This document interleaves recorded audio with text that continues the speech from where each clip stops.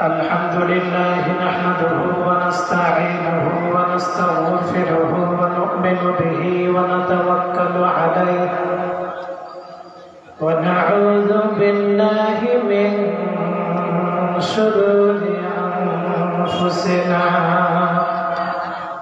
ومن سيئات أعمالنا من يهده الله فلا مضل له ومن يضلل فلا تجد له وليا مرشدا وأشهد أن لا إله إلا الله وحده لا شريك له وأشهد أن سيدنا إمامنا قدوتنا حبيبنا طبيبنا وطبيب أرواحنا محمد الذي أرسله بالحق بشيرا ونذيرا وداعيا إلى الله بإذنه وسراجا منيرا فقد قال الله تعالى في كلامه المجيد والفرقانه الحميد أعوذ بالله من الشيطان الرجيم بسم الله الرحمن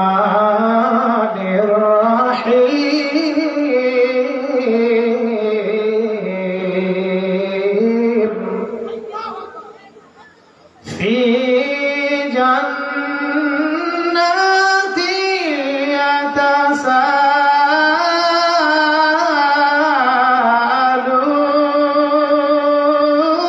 يتساءلون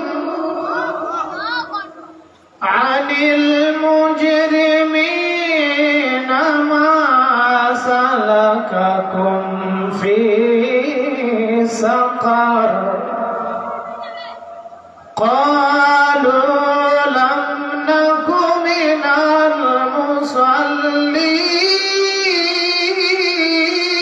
المصلين ولم نك نطعم المسكين وكنا نخوض مع الخائضين وكنا نكذب بيوم الدين حتى أتانا اليقين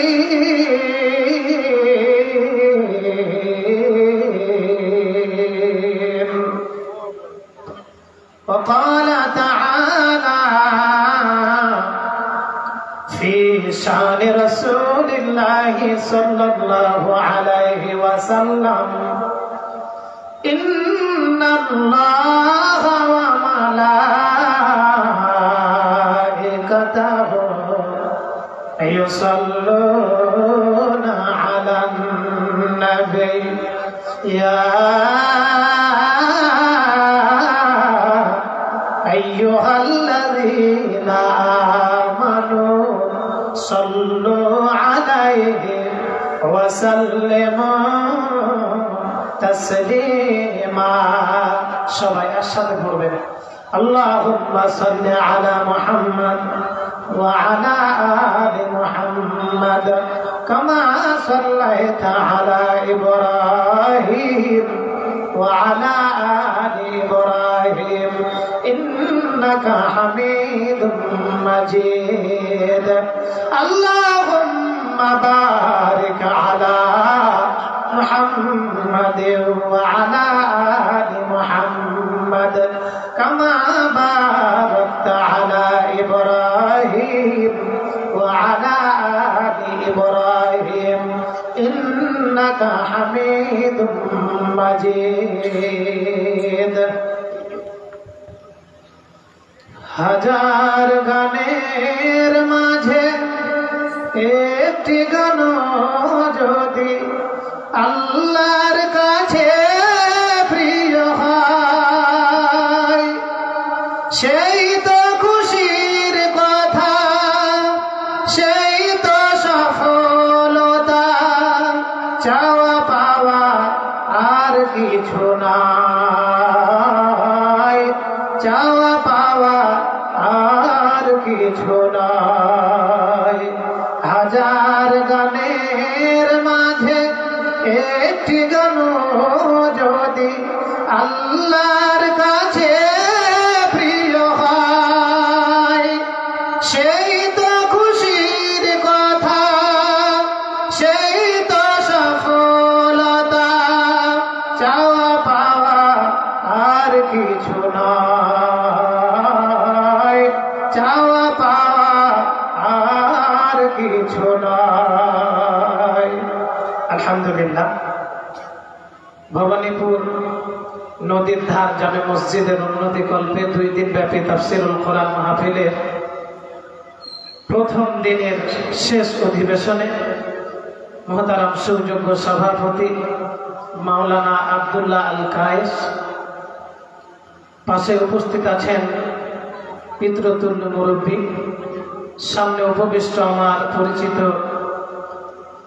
সবাই, সমবয়সী, বয়সে নবীন, বয়সে প্রবীণ, সবাইকে নিয়ে আল্লাহ পাকের প্রশংসা করছি যে আল্লাহ অত্যন্ত মেহেরবানি করে আমাদের মুখের যে স্বাধীনতা, বাক স্বাধীনতা, এই স্বাধীনতাকে ফিরিয়ে দিয়েছে। ঠিক কিনা বলে? ঠিক কিনা বলে? কিছুদিন আগে আমাদের একটা ওলামা পরিষদের আলোচনা ছিল আব্বাস বাজারের ওই পাশে। আলোচনা করতে গিয়ে আমি বললাম যে মানুষ যখন দুনিয়ার মোহে পড়ে, মানুষ যখন মানুষকে মানুষ মনে না করে, আল্লাহর বিধান যখন মানুষকে ভালো না লাগে, টুপি দাড়ি কোরআন হাদিস যখন মানুষের চোখে ধরে না, তখন মানুষেরা আল্লাহর চাইতে নিজেকে শক্তিশালী ভাবার একটা মূল মানসিকতা তৈরি করে। ঠিক কিনা বলে?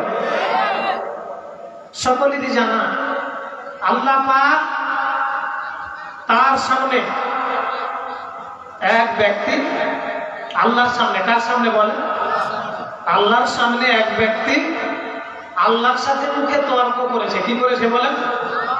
তবু আল্লাহ তার মুখের বাক স্বাধীনতাকে কেড়ে নেয়নি, আল্লাহ তার মুখ বন্ধ করে দেয়নি। সে কে বলেন? কে? ইবলিস। সে কে বলে? আল্লাহ আদম আলাইহিস সালামকে সৃষ্টি করার পরে বললেন ফাসাজাদু, ফেরেশতাদেরকে বললেন উসজুদু, সিজদা কর।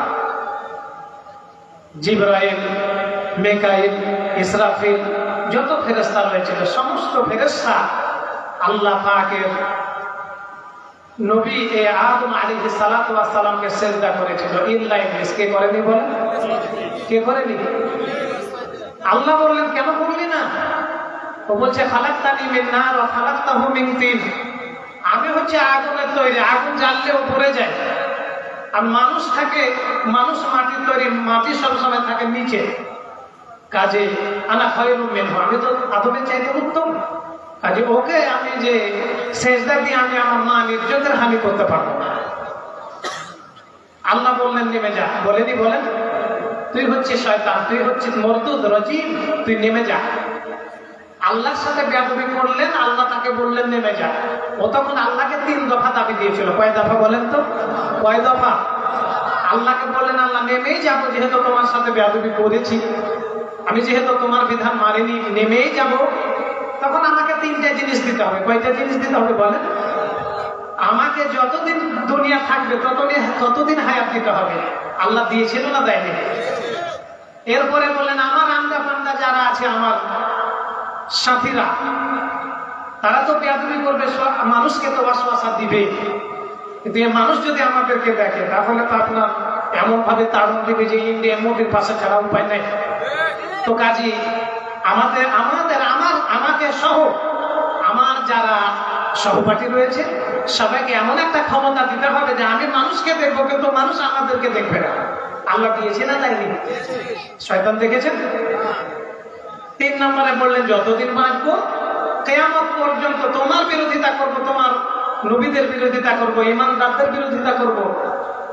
আর আমাকে যদি তুমি যে কোনো মুহূর্তে আমার খাবার কিন্তু বন্ধ করে দিতে পারো, এজন্য আমি তোমার কাছে আগে চুক্তিবদ্ধ যে তুমি আমাকে কিয়ামত পর্যন্ত খাবারে মারতে পারবে না। আজ পর্যন্ত শয়তানের খাবারের অসুবিধা হয়েছে বলে 3 দফা দাবি শয়তান আল্লাহর দরবারে আল্লাহর কথা না মেনে আল্লাহকে 3 দফা দাবি দিলেন। আল্লাহ দাবি মেনেছে না মেনেনি বলে? তাহলে আল্লাহ শয়তানের বাক স্বাধীনতা, শয়তানের বাক স্বাধীনতাকে কেড়ে নেয়নি। আর কোথা থেকে এক শ্যাটের বেটি এসেছিল, এমন মাস্তানি করছিল, ও যে মহিলা মনে হচ্ছে যে ও পুরুষ 10টা পুরুষের সমান, ঠিক কিনা বলে? এমন কোন জায়গা নাই যে জায়গাতে সন্ত্রাসী কর্মকাণ্ড করেনি। তবে আল্লাহ মাফ করুন, বহু কথা মসজিদে খুতবায় ওঠার আগে, আপনি জানেন যে আমি যে জায়গাটা থাকি অবশ্যই ওরকম কোনো কথা বলে কিন্তু চলে যায়, ওপরে চলে যাই। এর আগে এসে আমার নাম পর্যন্ত লিখে নিয়ে গেছে, আর কোনো কারণ নিয়ে যায়নি। 6 মাস আগে কেন নিয়ে গেল আল্লাহ পাকে ভালো জানে।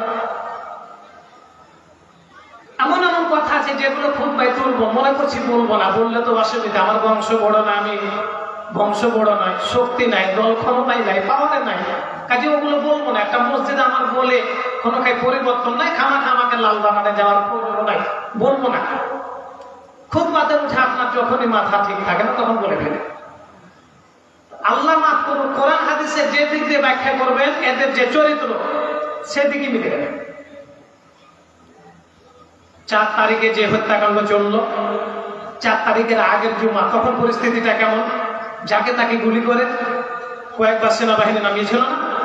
তখন মনে করলাম কিছুই বলবো না, খুতবায় উঠে একটু শুধুমাত্র বললাম, পৃথিবীতে শুধু বাংলাদেশ নয়, পৃথিবীর এমন কোন দেশ নাই যে দেশে রাজনৈতিক সম্পর্কের কারণে রাজনৈতিক দলকে নিচু করার জন্য সন্ত্রাসী কর্মকাণ্ড করে হোক আর যাই করে হোক, সমস্ত সরকার রাজনৈতিক দলগুলোকে যাতে করে তাকে নামাতে না পারে এই জন্য চেষ্টা করে, গুলি করে। কিন্তু পৃথিবীর কোন দেশে, সেটা মুসলমান হোক, বৌদ্ধ হোক, হিন্দু হোক, খ্রিস্টান হোক, পৃথিবীর কোন দেশে ছাত্র আন্দোলনের উপরে গুলি চালিয়েছে এবং গুলি চালিয়ে ছাত্র মেরেছে এরকম নজির তো বহু আছে, কিন্তু এই কাজটা পৃথিবীর কোন অমুসলিম রাষ্ট্র সাপোর্ট করে না। এতটুকু বলার কারণে একজন বেঁধে গেল, তবে সামনে বলতে পারেনি। এই ছিল পরিস্থিতি। কয়েকটা গতবার মাহফিল করলাম, সব জায়গাতে আপনার পিছন থেকে এমন কথা বলবেন যাতে সরকারের বিরুদ্ধে না যায়, এমন কথা বলবেন না। এরকম একটা কথা পরিস্থিতি ছিল। আজ সে পরিস্থিতিটা আছে বলে শুধুমাত্র 5 মিনিটের এক জায়গাতে একটা বক্তব্য দিয়েছিলাম। আমার বক্তব্যতে কি যে পেল, আমার চাইতে লম্বা মোটা, এখন পর্যন্ত মনে হচ্ছে যে মায়ের পেট থেকে বের হয়েছে। মানে এমন ভাবে দাড়ি চাঁচে, 2-4 দিন পরে যে একটু বের হবে তা বোঝা যাচ্ছে না। প্রতিদিনই মনে হচ্ছে রাত্রে এখন ওয়াইফের কাছ থেকে চেয়েছে নেই না, কার কাছ থেকে নেই আল্লাহ পাকে ভালো দেয়। মোড় দিয়ে চলে আসছি, তখন ওরা পাওয়ারে আমার দিকে এমনি করে বলছে এটা হচ্ছে পাক্কা জামাতি। এটা কি জামাতি বলেন? পাক্কা জামাতি। এখন সামনে পড়ছে, আমি দেখছি এরকম করে ও দেখছি। হ্যাঁ, সত্যি কথা বলছি আপনাকে, আমি অনবরত এমনি করে দেখি, মানে আমার চেহারা যত দেখতে হয়। তো মনে হচ্ছে যে আরেকটু পরিস্থিতি ভালো হলে ওকে বলবো, আম যদি পাকে তাহলে লাল হয়, পেয়ারা পাকলে ওর রংটা সাদা হয়ে যায়, হয় কিনা বলেন? হয় কিনা? স্ট্রবেরি যদি পাকে তাহলে আরো লাল হয়ে যায়, টমেটো যদি পাকে তাহলে লাল হয়। তো মুসার কোন জায়গাটা টিপে দেখে বুঝলা যে এটা পাক্কা? বয়সও তো ওরকম না, কি দেখে বুঝলে? আজ আপনাদের সামনে পবিত্র কোরআনুল কারীমের সূরা মুদ্দাথির থেকে আমি কয়েকটি আয়াত তেলাওয়াত করেছি, অত্যন্ত ঘনিষ্ঠপূর্ণ আয়াত এবং অত্যন্ত গুরুত্বপূর্ণ। তবে আল্লাহ পাক সংলাপ দিয়েছেন কোরআনে। কি দিয়েছেন বলেন? সংলাপ। আর বাংলাতে হলো সংলাপ, আর ইংরেজিতে হলো ডায়লগ। একে অপরের সাথে যে কথা বলে এটাকে বলা হয় সংলাপ। এটাকে কি বলে বলেন? এই সংলাপ একজনও হতে পারে, এই সংলাপ দুজন দিয়ে হতে পারে, তিনজন দিয়ে হতে পারে, বহু মানুষ দিয়েও সংলাপ হতে পারে। এই সংলাপটা আপনাদের সামনে আমি একটা সংলাপ করবো, আজকে সংলাপটাই ধরবো। সংলাপটা হচ্ছে এই যে সংলাপটাতে ডায়লগ, কথাটা হয়েছিল জান্নাতি এবং জাহান্নামীদের ভিতরে। কাদের ভিতরে একটু বলেন তো? এটা সংলাপটা কার ভিতরে হবে? জান্নাতি এবং জাহান্নামীদের ভিতরে সংলাপ হবে।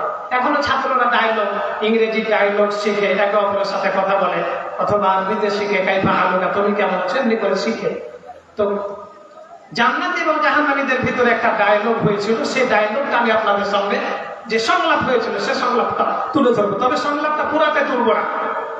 ওই সংলাপে আলোচনা হয়েছিল চারটি। কয়টি বলেন? সংলাপে আলোচনা হয়েছিল কয়টি বলেন? চারটি। মানে জান্নাতীরা জাহান্নামীদেরকে জিজ্ঞেস করেছিল ফি জান্নাতি ইয়াতাসাআলুন। জান্নাতীরা জাহান্নামীদেরকে ডায়লগ হিসেবে, সংলাপ হিসেবে জিজ্ঞেস করছে যে ফি জান্নাতি ইয়াতাসাআলুন। জান্নাতীরা জাহান্নামীদেরকে বলছে কি ব্যাপার? আনিল মুজরিমিন, অপরাধী যারা জাহান্নামীদেরকে বলছে মা সালাকাকুম ফি সাকার, তোমরা দুনিয়ার জীবনে থেকে এই আখিরাতের জীবনে জাহান্নামী কেমন করে হলে? জাহান্নামী কেন হলে? কি করে, কি কারণে তোমরা জাহান্নামী হলে? তখন জাহান্নামীরা এই সংলাপে ডায়লগে জান্নাতীদেরকে বলেছেন আমরা চারটা অপরাধ করেছি। কয়টা বলেন?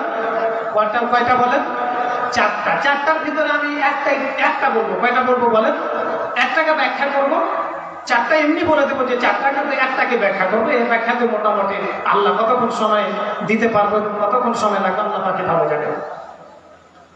এক নম্বর, জান্নাতীরা যখন বললেন জাহান্নামে কেন এসেছো, জাহান্নামীরা তখন আল্লাহকে, তখন জান্নাতীদেরকে বলছে লামনাকু মিনাল মুসাল্লিন, আমাদের এক নম্বর অপরাধ ছিল দুনিয়াতে যারা নামাজি ছিল এই নামাজির ভিতরে আমরা ছিলাম না, আমরা মুসল্লি ছিলাম না। কি ছিলাম না বলেন? মুসল্লি ছিলাম।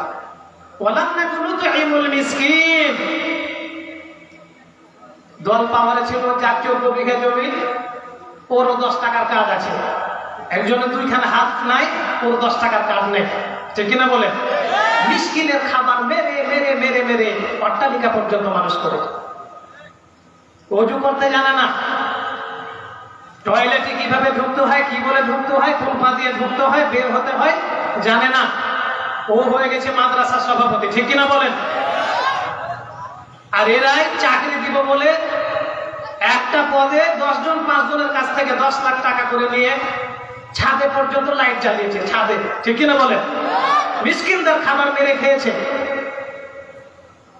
নিজের হাতে কাজ ছিল বলে বোর্ডের চাউলে হাত পায়নি মিসকিনেরা। এই 2 নাম্বার অপরাধ হচ্ছে যারা মিসকিনকে খেতে দেয়নি। মিসকিনের যে অধিকার সেটা আলোচনা করবো। নামাজের আলোচনা আমি এজন্য করবো না। মানুষের স্বভাবগত দিক হচ্ছে মানুষ যেটা অপছন্দ করে সেটা কিন্তু সে করতে রাজি নয়, যে আমার সাথে আমি যে ওটা না করবো। একজন মুসলমানকে নামাজ কিভাবে পড়তে হবে, হাত বাঁধতে হবে, কোথায় হাত তুলতে হবে, কোন কোন কয় রাকাত পড়তে হবে, সুন্নাত কয় রাকাত পড়তে হবে, এগুলো বলা উচিত। কিন্তু মুসলমানকে যে সবক দিতে হবে, মুসলমানকে যে আপনার বাড়ির কাজ দিতে হবে যে তুমি নামাজ পড়ো, এই শিক্ষা কোথেকে আসলে আল্লাহ পাকে ভালো জানে। মুসলমানের জ্ঞান হলে তার এটাই হতে হবে। একজন হিন্দু যেমন তার হাতে লাল সুতা বেঁধে প্রমাণ দেয় যে আমি একজন হিন্দু, মুসলমানকেও সে মুসলমানিত্ব টিকিয়ে রাখার জন্য ওয়াজ ছাড়াই তাকে এটাই মনে রাখতে হবে যে নামাজ ছাড়া আমি মুসলমান দাবি করার সুযোগ আমার নেই। এই জন্য এই শিক্ষা নিয়ে তাকে নামাজে দাঁড়াতে হবে। নামাজ পড়লে কি না পড়লে কি সেগুলো পড়ে, আপনাকে পড়তেই হবে নামাজ। সেজন্য এই নামাজের জ্ঞান মানুষকে দিয়ে চলে না। সে জানে যে নামাজ না পড়লে আমার ক্ষতি হচ্ছে। এই জন্য আমি সমাজের একটি অত্যন্ত খারাপ দৃষ্টি মিসকিনদের উপরে, অসহায়দের উপরে, নিঃস্বদের উপরে, এদেরকে নিয়ে আমি একটু আলোচনা আজকে করবো। 2 নাম্বারে তাহলে জাহান্নামীরা বললো কি আমাদের অপরাধ 2 নাম্বারটা কি হচ্ছে বলেন তো? মিসকিনদেরকে কি দিতাম না? খাবার দিতাম না। আমার ভাইয়েরা, আপনি যে মুসলমান, নামাজ, রোজা, হজ, যাকাত এগুলো শুধু ইবাদত। কিন্তু একজন মুসলমানের বহু দায়িত্ব রয়েছে। বহু দায়িত্বের ভিতরে একটা হলো আমার আশেপাশে, আমার গ্রামে অথবা আমার ওয়ার্ডে অথবা যে কোনো জায়গাতে কার হাত নাই, কার পা নাই। কোন মানুষটা বৃদ্ধ হয়ে গেছে, 4টা মেয়ে সন্তান ছিল, বিবাহ দিয়ে দিয়েছে, শেষ বয়সে এসে পড়েছে। শেষ বয়সে এসে কি খাবে? সে মিসকিন হয়ে গেছে, অসহায় হয়ে গেছে, ফকির হয়ে গেছে। এদের খাবারের ব্যবস্থা মুসলমানদেরকে করে দিতে হবে। আপনি যদি মনে করেন এটা কোনো বিষয় নাকি, অবশ্যই বিষয়। জাহান্নামে যাওয়ার কারণ হওয়ার যাকাতের গুলো তো বলতে পারতেন। জাহান্নামীরা যে আমরা বললাম যে আমরা হজ করিনি বলে জাহান্নামে এসেছি, এতগুলো না বলে 2 নম্বরে জাহান্নামীরা বললেন দুনিয়ার জীবন আমরা পেট ভরে খেয়েছি। কে খেতে পেল, কে পেল না, কার হাত নাই, কার পা নাই, এগুলোর প্রতি লক্ষ্য না রেখে আমরা নিজেদের খাবার নিজেদের পেটে ভরেছি। অন্য কখনো মিসকিনদের, অসহায়দের খোঁজ খবর নেই। আল্লাহ পাকের জন্য 2 নম্বরে মিসকিনদের অধিকারের ব্যাপারে বলেছেন জাহান্নামে যাওয়ার 2 নম্বর কারণে হলো জাহান্নামে যাওয়ার, মিসকিনকে খেতে না দেওয়া। আমার ভাইয়েরা, আমার পাশে একজন প্রখ্যাত আলেমে দ্বীন বসে আছেন, পাশেও আছেন, আপনারাও জানেন, মানুষের যখন নেশাব পরিমাণ সম্পদ হয়ে যায়, যাকাত যখন মানুষের উপরে ফরজ হয়ে যায়, ওই যাকাত মানুষেরা যখন দিতে যায়, তখন মানুষেরা যে যাকাত দিতে যায়, এই যাকাত তাকে দিতে হয় কয়টি খাতে বলেন তো? কয়টি খাতে যাকাত লাগে? কয়টি খাতে বলেন? যাকাতকে কয় ভাবে দেওয়া যায়? 8 জায়গাতে যাকাতকে দেওয়া যায়। ছোট্ট কোনো বিষয় নাই। এই যাকাত, আপনার যে বহু সম্পদ আছে বলে আপনি যে যাকাত দিবেন, এই যাকাতের খাতগুলো কি কি, কোথায় কোথায় যাকাত দেওয়া যাবে, কোথায় কোথায় যাকাত দিতে হবে। আল্লাহ পাক মিসকিনদের উপরে এতটা অধিকার দিয়েছেন, অসহায়দের প্রতি এত অধিকার দিয়েছেন। কান চোখ নাই, অন্ধ মানুষ, তার খাবারের ব্যবস্থা করে দেওয়া কতটা গুরুত্ব দিয়েছেন। আল্লাহ পাক যে যাকাত মানুষেরা যে যাকাত দেয়, যাকাত মানুষেরা যখন দিবে, 8 জায়গাতে যাকাত তারা দিতে পারে, যে কোনো জায়গাতে দিতে পারে, এর সাথে বহু জায়গাতে পর্যন্ত যাকাত দিতে পারে। আল্লাহ পাক বলেন যাকাত কোথায় কোথায় দিবি শুন, ইন্নামাস সাদাকাতু লিল ফুকারাই ওয়াল মাসাকিন ওয়াল আমিলিনা আলাইহা ওয়াল মুআল্লাফাতি কুলুবুহুম ওয়া ফির রিকাব। আল্লাহু আকবার। আল্লাহ পাক বলেন তোমরা যে যাকাত দিবা, এই যাকাত এমন একটা বিষয়, প্রথমে দিবা ফকিরদেরকে, নিঃস্ব অসহায় ফকিরদেরকে। এই যাকাত মসজিদে নয়, এই যাকাত আল্লাহর পথে তো দিবে পরে, মুসাফিরকে তো যাকাত দিবে, কিন্তু প্রথমেই আল্লাহ পাক এত গুরুত্ব দিলেন মিসকিনদের উপরে, ফকিরদের উপরে এতটা গুরুত্ব দিলেন। আল্লাহ পাক 8 জায়গাতে যাকাতের ব্যাপারে বললেন। প্রথমেই বললেন ফকিরদেরকে যাকাত দাও, অসহায় নিঃস্ব ফকির। আর 2 নম্বরে মিসকিন, যারা নিঃস্ব অসহায়, যারা মানুষের কাছে হাত পাতে কখনো লজ্জা শরমে পাতে না, এরকম মানুষের উপরে, এরকম মানুষের কাছে তোমার যাকাতের টাকা পৌঁছে দাও। এগুলো খেয়াল আমাদের নাই। গত রমজানের কথা বলছি, গত রমজানে মসজিদে আসরের নামাজ পড়ে বের হচ্ছি, 70 বছরের এক মহিলা, আল্লাহু আকবার, 70 বছরের এক মহিলা, অত্যন্ত শুকনা মহিলা, আমার সামনে এসে বলছে যে আব্বু, গত 1 মাস ধরে 1 কেজি পোল্ট্রির গোশত পর্যন্ত খাইনি। মুখের দিকে তাকিয়ে দেখলাম এত শুকনা মুখ, ভালো একটা কাপড়ও শরীরে নাই, অত্যন্ত শুকনা মহিলা। আমি সহ্য করতে না পেরে আমি ওখান থেকে আমার কানসাটে মুরগি পোল্ট্রি যেখানে রয়েছে সেখানে আসলাম।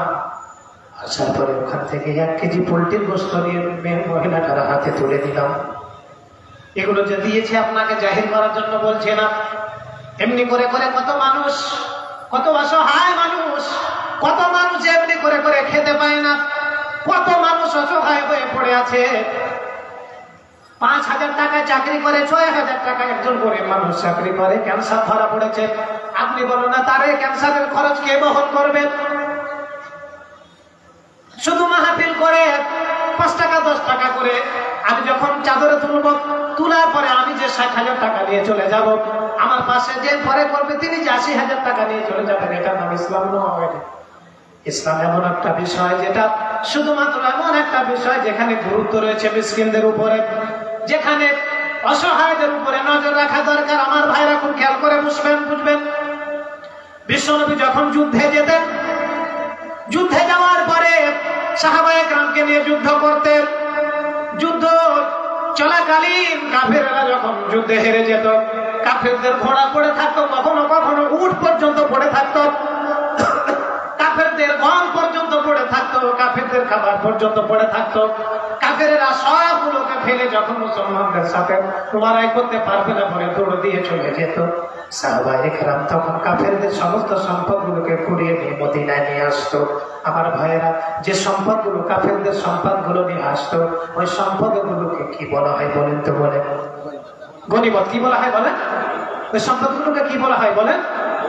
কাফেরদের সম্পদগুলো সাহাবায়ে কেরাম যখন কুড়িয়ে নিয়ে আসতেন, এই কাফেরদের সম্পদ আপনি যুদ্ধ করেছেন বলে আপনি একাই পেয়ে যাবেন না, আপনি আগে যুদ্ধ করেছেন বলে একাই পেয়ে যাবেন না, আপনি সেনাপতি ছিলেন, এই সম্পদ পর্যন্ত আপনি পেয়ে যাবেন না।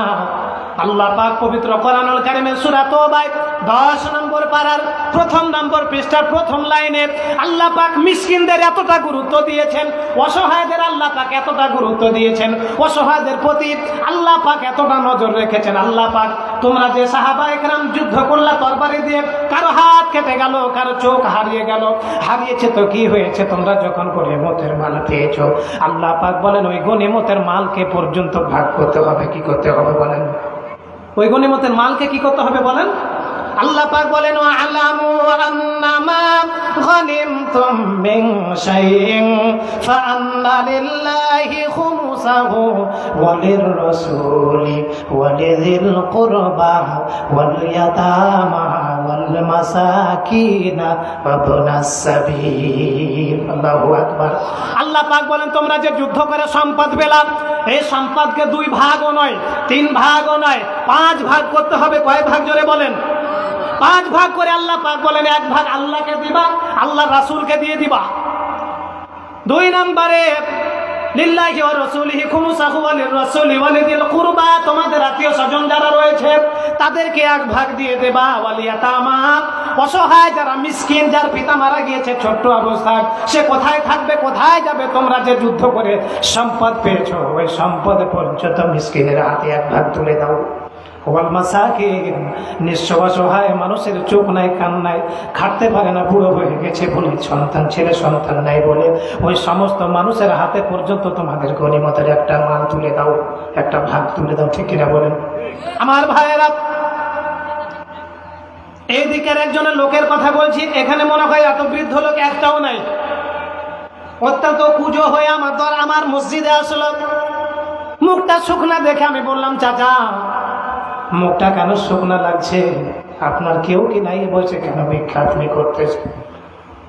লোকটা বলল, বাবা আমার স্ত্রী কয়েক বছর আগে মারা গিয়েছে, আমার জীবনটা একেবারে অসহায় হয়ে পড়েছে, আমি তো মানুষের দরবারে যাব না মনে করেছি, কিন্তু আমাকে 1 গ্লাস পানি লাগবে, আমি যে ওযু করবো সে পানিটা আমাকে কে দিবে? আমি অসুস্থ হলে আমার সেবা কে করবে? এই জন্য আমি সিদ্ধান্ত নিলাম একটা সংসার করবো, একটা বিয়ে করতে হবে আমাকে। ছেলেরা আমার এই বিয়েতে অনুমতি দিল না। আমি যখন এই বিয়েটা করে ফেললাম, ছেলেরা আমাকে আলাদা করে দিল। মুখটা শুকনা, শরীরে অত্যন্ত জ্বর ছিল, হাতটা ধরে নিয়ে রাস্তার ওপারে করে নেয়া, 70 থেকে 75 টাকা লম্বা, 75 টাকার অত্যন্ত নরম। আমি তাকে পাউরুটি ক্রয় করে দিলাম, পাউরুটি কিনে দিলাম, পাউরুটি নিয়ে চোখের পানি ছেড়ে দেওয়ার দিকে যখন তাকালেন, আমিও তার মুখটাতে এমনি করে হাতটা মুছে দিলাম, দর দর করে চোখ দিয়ে পানি পড়ে গেল। আমার ভাইয়েরা চলে গেলেন বাড়িতে। কয়েকদিন পর ওই দোকানদার আমাকে বলছে, যার দোকান থেকে কিনে দিয়েছিলাম, ও আমাকে বলছে, মুসা ভাই আপনি যাকে ক্রয় করে দিয়েছিলেন লম্বা এবং অত্যন্ত নম্র, অত্যন্ত নরম পাউরুটিটা ক্রয় করে দিয়েছিলেন। এতটা মিষ্টি পাউরুটিটা এত তাকে ভালো লেগেছিল, দাঁতও নাই।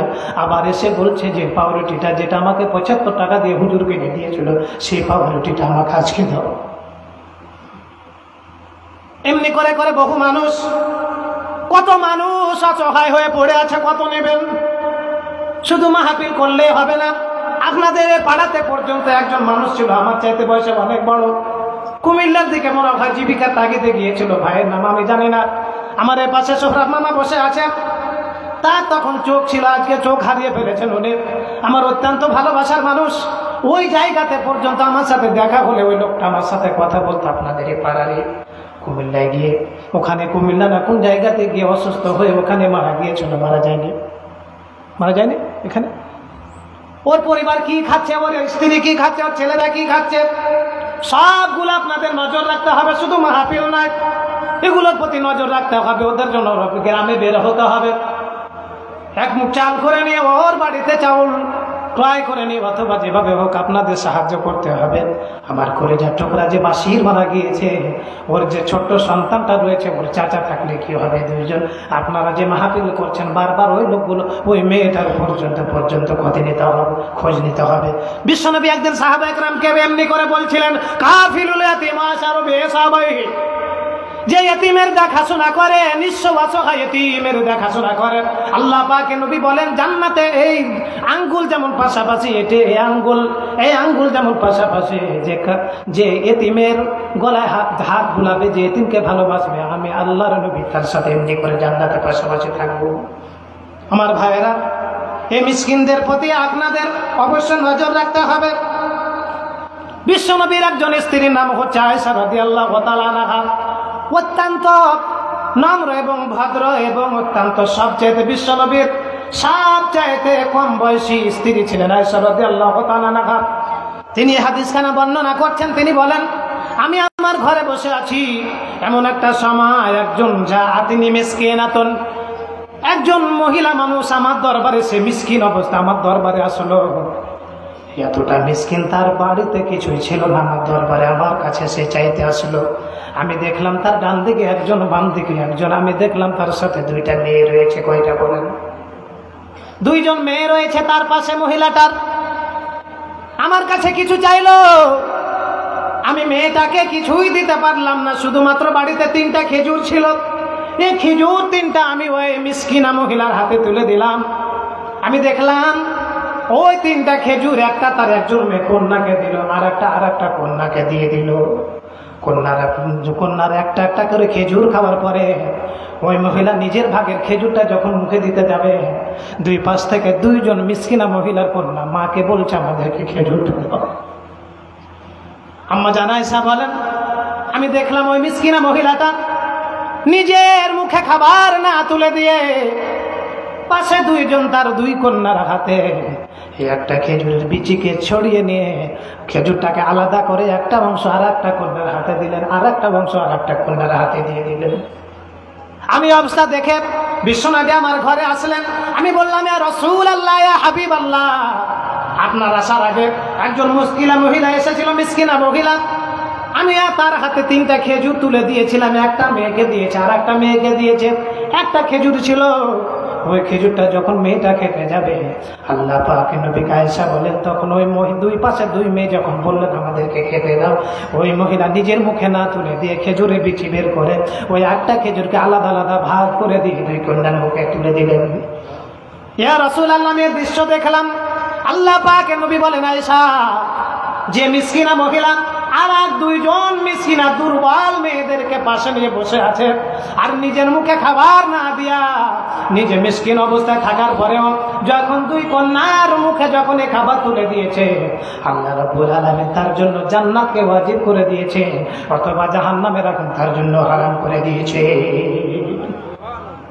খেয়াল রাখতে হবে আমাদের,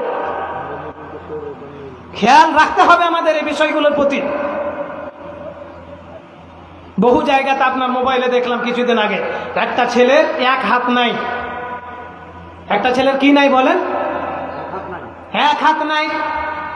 সরকারি ভূমিতে যে জায়গাটা কারো নাই এমনি পড়ে আছে, এমন একটা জায়গাতে ছোট্ট একটা দোকান দিয়ে ছেলেটা মোবাইল ভালো করে, আর নিজের স্ত্রীকে নিয়ে থাকে, আর নিজের একজন বৃদ্ধ মা রয়েছে, ওই মাকে নিয়ে মোবাইল ভালো করে চাউল কিনে আর খাই।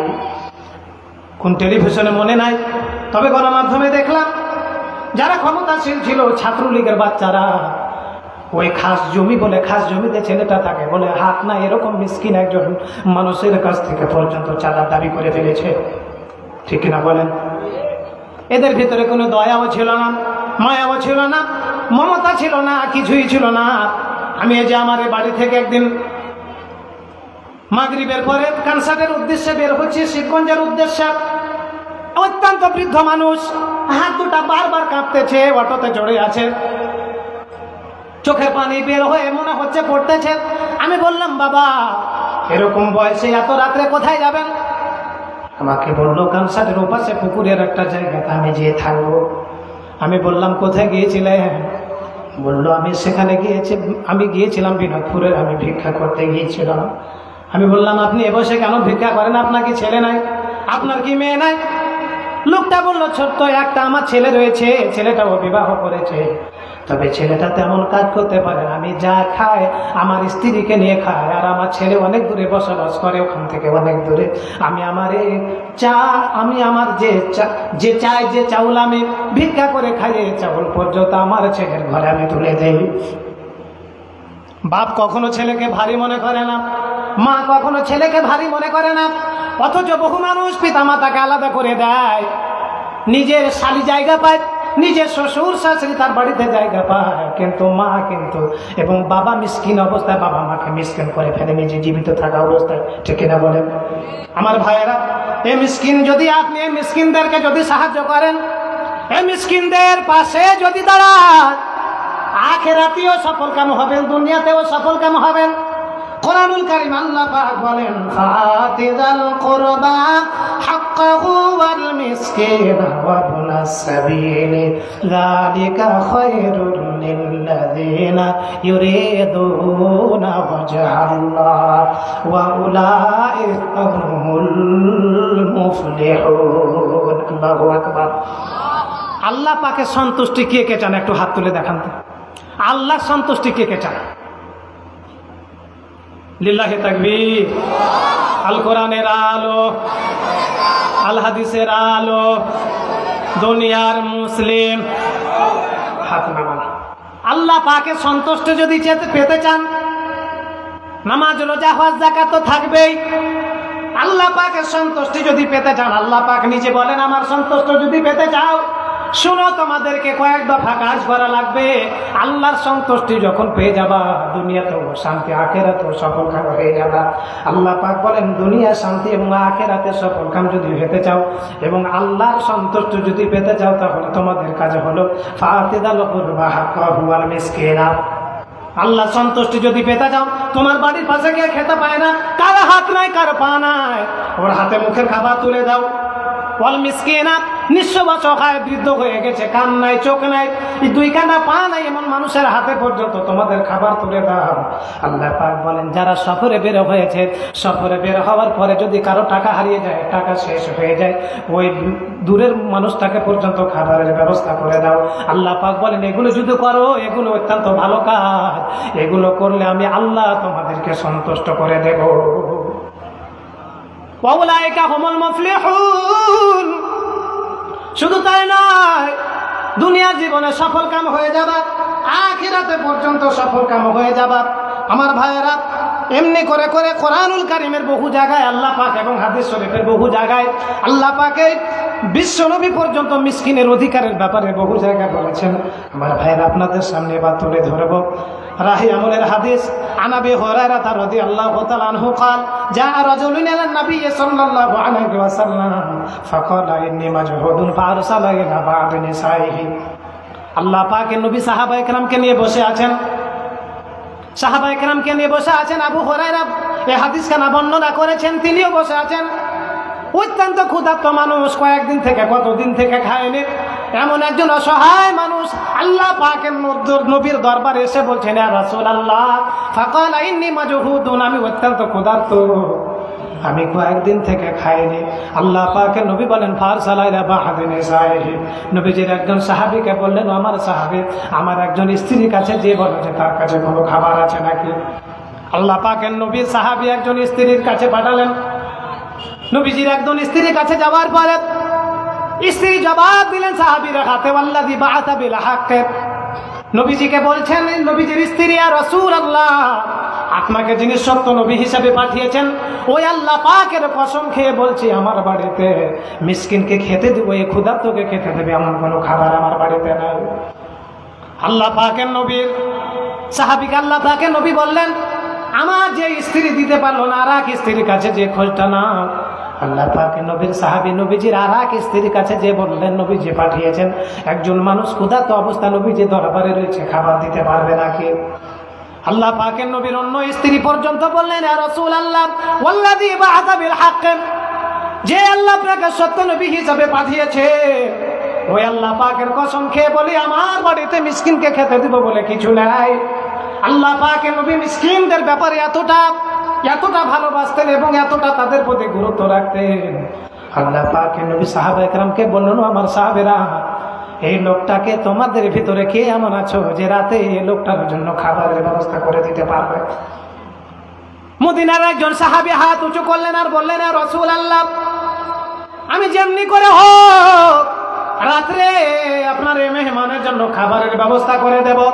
আল্লাহ পাকের নবীর সাহাবী আনসার সাহাবী রাতের অন্ধকারে ওই লোকটা ক্ষুধার্ত মিসকিন লোকটাকে নিয়ে বাড়িতে চলে গেলেন।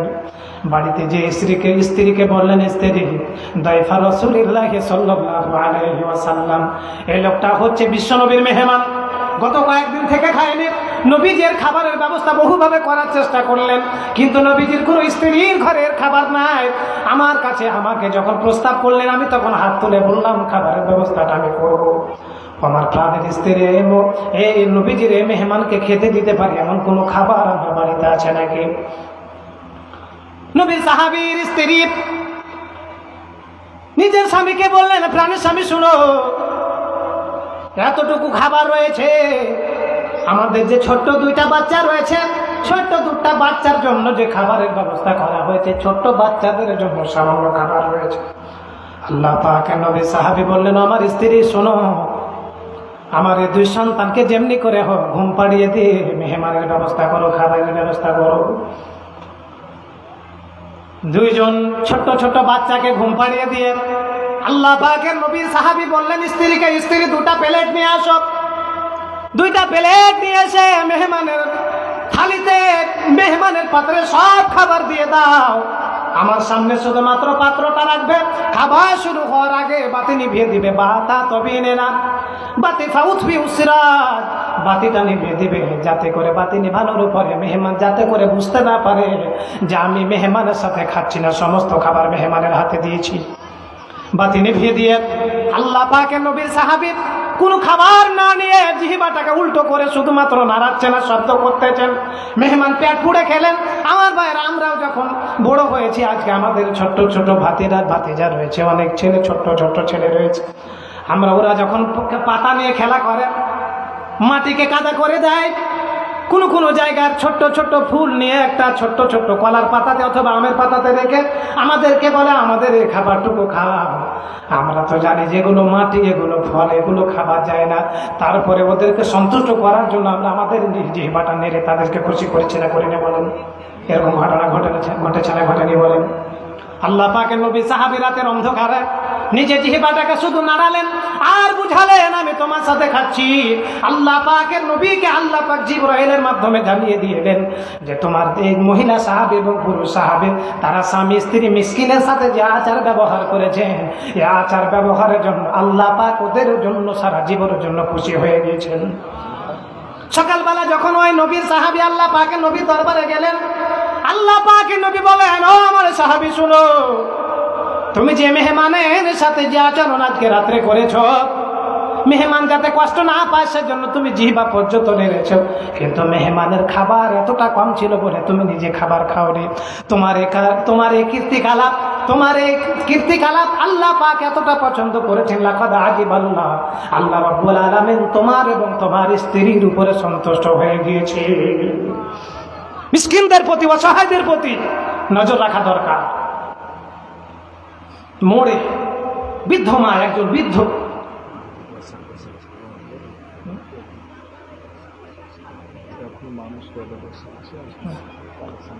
একজন মোড়ে একটা বৃদ্ধ, অত্যন্ত বৃদ্ধা, অত্যন্ত বৃদ্ধা। চোখের দিকে তাকিয়ে বললাম, আপনার এই অবস্থা কেন? একটাই ছেলে ছিল, মেয়ে সন্তান ছিল না, ছোট্ট একটা সন্তান ছিল। সন্তানের বিবাহ পর্যন্ত দিয়েছিল। সন্তানের বিবাহ দেওয়ার পরে কয়েকদিন পরে সাপে কেটে ওনার স্বামী মারা গিয়েছে। এই যে বাগবাড়ির দিকের লোক, মহিলাটা স্বামী মারা যাবার কিছুদিন পরে নিজের একটা মাত্র সন্তান, কোনো মেয়ে সন্তান পর্যন্ত মহিলা ছিল না। মহিলাটা বললো, কয়েক মাস পরে আমার ছেলে সন্তানটা পর্যন্ত আমাকে ছেড়ে, দুনিয়া ছেড়ে চলে গেছে।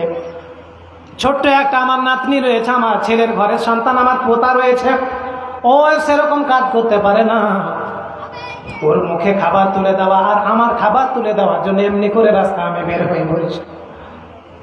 পকেটে 100টা টাকা ছিল আমার, হাতে তুলে দিয়ে আমি যখন চেহারাটা এমনি করে একটু মুছলাম, সাথে সাথে আমার হাতে পর্যন্ত তার চোখের পানি চলে আসলো। পথে ঘাটে কত মানুষ, আমরা বাংলাদেশের মানুষ 3 বার 4 বার হজ করি, উমরা করি, আমার টাকা আছে বলে 3 বার 4 বার পর্যন্ত হজ করি। একই গ্রামে 3 বার 4 বার মাহফিল হয়, লাখ টাকা করে আমাদের মতো হুজুরদের হাতে তুলে দেয়। কিন্তু ওই গ্রামের কোন মানুষটার টিনের উপর দিয়ে পানি পড়তেছে ওই একটা খোঁজ খবর নেয় না। কোন মানুষটা টিনের একটা ঘরে বসবাস করছে, 2000 ইট দিয়ে যদি বাড়িটা বানিয়ে দিতে পারে, আল্লাহ পাকের আরো যতটা খুশি হবে, দুনিয়ার জীবন আর কিছু দিয়ে খুশি করা যাবে না আল্লাহ পাককে। ঠিক কিনা বলেন? আপনারা অধৈর্য হচ্ছেন কি? 5 মিনিট শুধুমাত্র, পরে হয়তো অনেক কথা রয়েছে, অনেক প্রসিদ্ধ হাদিস আমার কাছে রয়েছে এবং ঘটনাবহুল হাদিস রয়েছে মিসকিনের অধিকারের ব্যাপারে। আপনাদের একটা সুরাহা এবং একটা লম্বা টাইম, এবং আমি এই আয়াতের হক আদায় করে আপনাদের সামনে তাফসীর পেশ করব। শুধুমাত্র 2 মিনিট সময় দেবেন। মহিলা প্যান্ডেলে মহিলা যারা রয়েছেন তারা একটু চাদর নিয়ে টাকাগুলো তুলে নেন, আর পুরুষ প্যান্ডেল আমাদের এখানে 2-4 জন, বেশি নয়, একটু জিকির করেন, সুবহানাল্লাহ, আলহামদুলিল্লাহ, লা ইলাহা সুবহানাল্লাহ, আলহামদুলিল্লাহ, লা ইলাহা ইল্লাল্লাহ। যারা প্রতিশ্রুতি দিবেন এদিকে লিখে নেবেন, জিকির করেন, লা ইলাহা ইল্লাল্লাহ, লা ইলাহা ইল্লাল্লাহ, লা ইলাহা ইল্লাল্লাহ, মুহাম্মাদুর রাসূলুল্লাহ। আমার ভাইরা, এই মিসকিনের অধিকারের ব্যাপারে আপনাদের সামনে কথা বলছিলাম, সে বিষয়ে আলোচনা, বহু আয়াত রয়েছে। একটা বিষয় ইনশাআল্লাহ আপনাদের সামনে বিষয়টাকে তুলে ধরবো। বহু জায়গায় এরকম করে বহু জায়গায় মানুষ অসুস্থ এবং বহু জায়গায় পড়ে আছে বিছানায়, নাই বলেন নাই? আমার মোড়ে মসজিদে এক লোক চলে এসেছে, অত্যন্ত উঁচু, অত্যন্ত সাদা, আমার চাইতে সাদা, অত্যন্ত উঁচু, আমার চাইতে উঁচু, অত্যন্ত উঁচু, পাকিস্তানিদের মতো পাঞ্জাবি, শরীরে একটা পাঞ্জাবি আর পায়জামা। কিছু টাকা পয়সা তুললেন, অসুস্থ রয়েছেন, ভুল চিকিৎসাতে অসুস্থ হয়ে পড়ছে। কিসের চিকিৎসাতে বলেন? ভুল চিকিৎসায় অসুস্থ। কে ছিল জানেন? একটা বিশ্ববিদ্যালয়ের টিচার। বিশ্ববিদ্যালয়ের কে বলেন? টিচার। সামান্য ভুল ইনজেকশনের কারণে তার শরীরের গোস্ত যেমনি করে মানুষেরা টান দিলে কোনো কিছু চলে আসে, শরীরের গোস্ত ঝরে পড়ছে। আমাকে টেনে দেখালো, এমনি করে চলে আসছে, তার গোস্ত চলে আসছে। 45,000 টাকার বেতনে চাকরি করতেন তিনি উন্মুক্ত বিশ্ববিদ্যালয়।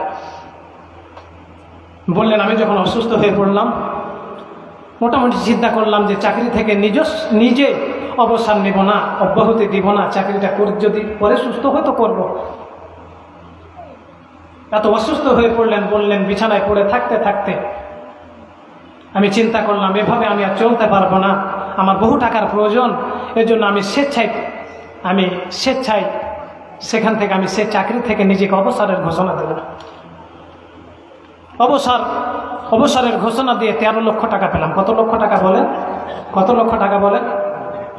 লোকটা বলছেন, হুজুর এ 13 লক্ষ টাকা 26 দিনে আমার 13 লক্ষ টাকা শেষ। 26 দিনে কত লক্ষ টাকা বলেন? প্রতিদিন কত করে গেল? প্রতিদিন কত করে গেল?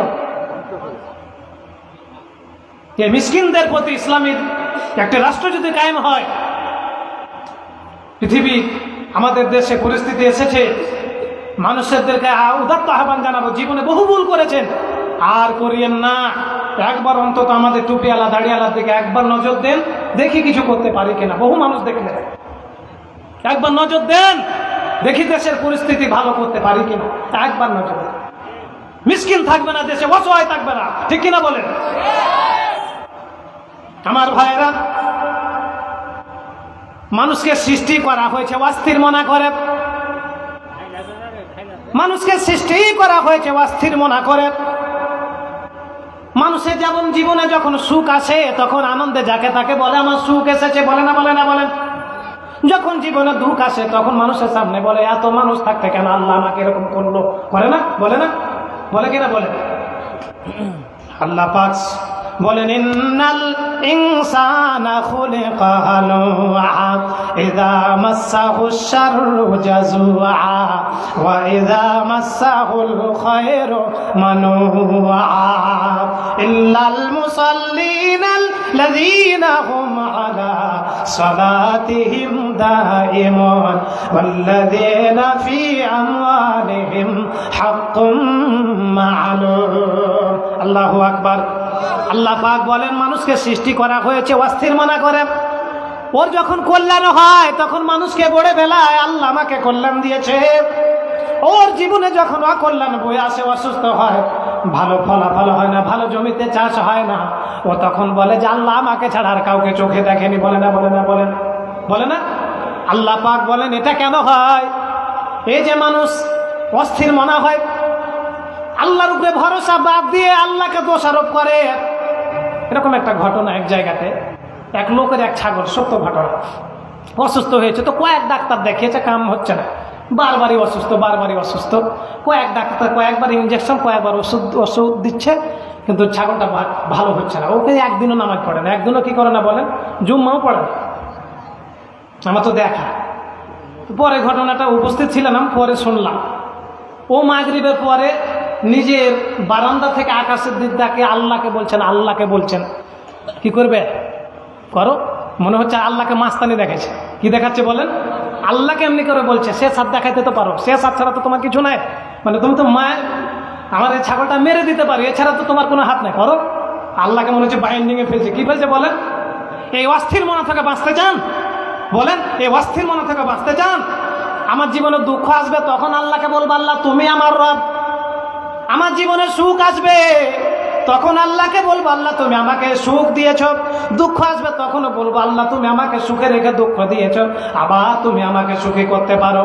এরকম মন মানসিকতায় যদি তৈরি করতে চান, এরকম মন মানসিকতা তৈরি হতে পারে।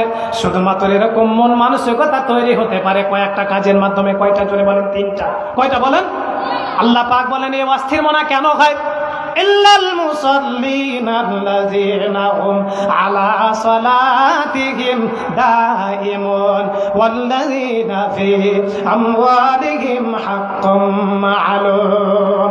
আল্লাহ পাক বলেন আল্লাহকে দোষারোপ করে। যখন কল্যাণ হয় মানুষকে বলে আল্লাহ আমাকে বহু কিছু দিয়েছেন, অকল্যাণ হয় তখন আল্লাহর দিকে আঙ্গুল তুলে বললে তুমি আমাকে শেষ হাত দেখাও। এই অস্থির মনা থেকে শুধুমাত্র বাঁচতে পারবে 3 শ্রেণীর মানুষ, যাদের ভিতরে 3টা গুণ রয়েছে। আল্লাহ পাক বলেন ইল্লাল মুসাল্লিন, যারা নিয়মিত নামাজ আদায় করে, নামাজে গাফিলতি করে না, যারা নিয়মিত নামাজের জন্য দৌড় দিয়ে থাকে, নামাজ কখন তার আযান হবে নামাজের দিকে দৌড় দেয়। আল্লাহ পাক বলেন যে 5 ওয়াক্ত নামাজি সে কখন আল্লাহকে দোষারোপ করে না। 2 নম্বরে আল্লাযীনা ফী আমওয়ালিহিম হাক্কুম মা'লুম। আল্লাহ পাক বলেন এই অস্থির মনা থেকে যদি বাঁচতে চাও, আল্লাহকে দোষারোপ করা থেকে, দুঃখ থেকে যদি বাঁচতে চাও, 2 নম্বরে আল্লাহ পাক বলেন যারা নিজেদের সম্পদে অসহায়, নিঃস্ব অসহায়, সাইল যারা মানুষের দরবারে চেয়ে বেড়ায়, ওই নিজেদের সম্পদে সাইল যারা চেয়ে বেড়ায়, ও মিসকিনদের হাতে তাদের এক মুঠো খাবার তুলে দেয়, এরা ওই ইস্তেমরা থেকে বাঁচতে পারে। এই 2 শ্রেণীর মানুষ এর থেকে বাঁচতে পারে, তবু না, তাছাড়া না। আবু হুরায়রা রাদিয়াল্লাহু তাআলা আনহু এখানে হাদিস বর্ণনা করছেন, তিনি বলছেন যে আমরা রাসূলকে নিয়ে বসে আছি, এমন এক সময় আল্লাহ পাকের নবী আমাদেরকে বললেন, ও আমার সাহাবীরা, মান আসবাহা মিনকুম লিয়াওমা যায়মান, ও আমার সাহাবীরা। আবু হুরায়রা বলেন একজন নয়, 2 জন নয়, বহু সাহাবী আমরা বসেছিলাম। নবীজি আমাদেরকে বললেন, আজকে সকালে আমাদেরকে বললেন, আজকে এই দিনে কে রোজা রেখেছো তোমাদের ভিতরে? কে আছো যে রোজা রেখেছো? আবু হুরায়রা বলেন আমি তো রাখিনি, রোজা রাখলাম, আমি হাত তুলিনি। নবীজির কোন সাহাবী হাত তুললেন না। নবীজির কলেজার টুকরা সাহাবী নবীজির সাথে আবু বকর রাদিয়াল্লাহু তাআলা আনহু বিশ্ব নবীর সামনে হাত তুলে বলেন আমি রোজা রেখেছি। আল্লাহ পাকের নবী বলেন ফামান তাবিআ মিনকুমুল জানাজাতা, ও আমার সাহাবীরা, আজকের এই দিনে কি এমন আছো যে মুসলমানদের জানাজায় হাজির হয়েছে? হাত তুলো। আবু হুরায়রা বলেন কেউ হাত তুললেন না, আমি হাত তুলতে পারলাম না। নবীজির কোনো সাহাবী হাত তুললেন না। আবু বকর হাত তুলে বললেন রাসূল আমি গিয়েছি। আল্লাহ পাকের নবী বলেন ফামানাতু মাআ মিনকুমুল ইয়াওমা মিসকিনা। আল্লাহ পাকের নবী 3 নম্বরে বললেন ও আমার সাহাবীরা, আজকের দিনের ভিতরে কি এমন আছো নিঃস্ব অসহায় মিসকিনদের মুখে খাবার তুলে দিয়েছো? আবু হুরায়রা বলেন আমি তো নিঃস্ব, আমি আমার হাত তুলতে পারলাম না, ওমর হাত তুলতে পারলেন না, কেউ হাত তুলতে পারলেন না। আবু বকর রাদিয়াল্লাহু তাআলা আনহু এবারও হাত তুলে বললেন রাসূল আমি মিসকিনকে খাইয়েছি। আল্লাহ পাকের নবী বললেন ফামান আদা মিনকুমুল ইয়াওমা মারিয়াদান, আমার সাহাবীদের ভিতরে কে এমন আছো 4 নম্বরে যে মানুষ অসুস্থ হয়ে পড়ে আছে, নিঃস্ব অসহায় মানুষ পড়ে আছে, চোখের পানি ছেড়ে রোগ অবস্থায় নিঃস্ব অসহায় হয়ে রোগী হয়ে বিছানায় পড়ে কাঁদতে আছে, এমন রোগীকে কে দেখতে গেছো আজকে দিনের ভিতরে হাত তোলো। এবারও নবীর কোনো সাহাবী হাত তুললেন না। আল্লাহ পাকের নবীর সাহাবী কলিজার টুকরা আবু বকর হাত তুলে বললেন ইয়া রাসূলুল্লাহ আজকে আমি রোগী দেখতে গিয়েছি। আল্লাহ পাকের নবী বললেন আবু বকর ফামা ইজতামা'i ফি মারাতিল আখিল্লা আদখিলহুল জান্নাহ, যার ভিতরে এতগুলো সমষ্টি, যে জানাজায় হাজির হয়, যে রোজা রাখে, যে একই দিনে জানাজায় হাজির হয়, রোগী দেখতে যায়, মিসকিনের খাবার তুলে দেয়, আল্লাহ পাকের নবী বলেন এই লোক জান্নাতে যাবে না। আবু বকর কে যাবে বলুন? এরকম মর্যাদাশীল সাহাবী আবু বকর রাদিয়াল্লাহু তাআলা আনহু। আমরা হাত তুলতে বললে আমি তো বলতে পারবো না আমি আজকে রোগী দেখতে গিয়েছি, আমি মিসকিনকে খাবার দিয়েছি, আমি হাত তুলতে পারবো না, আপনি হাত তুলতে পারবেন না। আল্লাহ পাকের নবী একদিন বললেন ও আমার সাহাবীরা, যারা জোড়া জোড়া আল্লাহর পথে দান করবে, জোড়া জোড়া মানুষের মিসকিনদের হাতে খাবার তুলে দেবে, জোড়া যারা নিজের সম্পদ ব্যয় করবে, আল্লাহ তাকে জান্নাতের দরজা থেকে ডাক দিবে। যে নামাজি, আল্লাহ পাকের নবী বললেন তাকে নামাজের দরজা থেকে ডাক দেওয়া হবে। যে জিহাদে উপস্থিত হয়েছে, মুজাহিদকে জিহাদের দরজা থেকে ডাক দেওয়া হবে। আল্লাহ পাকের নবী বললেন যে রোজাদার, তাকে রোজা রাইয়ান নামক দরজা থেকে তাকে ডাকানো হবে।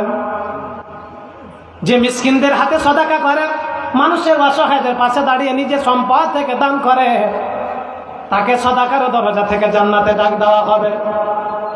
নবীজির কোন সাহাবী প্রশ্ন করে, আল্লাহ পাকের নবীর সাহাবী আবু বকর রাদিয়াল্লাহু তাআলা আনহু দাঁড়িয়ে বললেন ইয়া রাসূলুল্লাহ, যদি কাউকে ফেরেশতারা এক দরজা থেকে ডাকে তবে তো যথেষ্ট, কিন্তু নবী সাহাবী আবু বকর রাদিয়াল্লাহু তাআলা আনহু বললেন ইয়া রাসূলুল্লাহ, এমন কি কেউ আছে নাকি যাকে জান্নাতের সব দরজা থেকে ডেকে ফেরেশতারা তাকে জান্নাতের দরজা দিকে ডাকবে? এক দরজা থেকে নয়, সমস্ত দরজা দিয়ে তাকে ডাকানো হবে, এমন কেউ আছে নাকি? আল্লাহ পাকের নবী বলেন আবু বকর, আমি তো আশা করি দুনিয়ার জীবনে কোনো মানুষ নয় তোমার মতো আবু বকরকে ফেরেশতারা সমস্ত দরজা থেকে ডাক দিতে থাকবে। মিসকিনদের পাশে, অসহায়দের পাশে দাঁড়াতে হবে।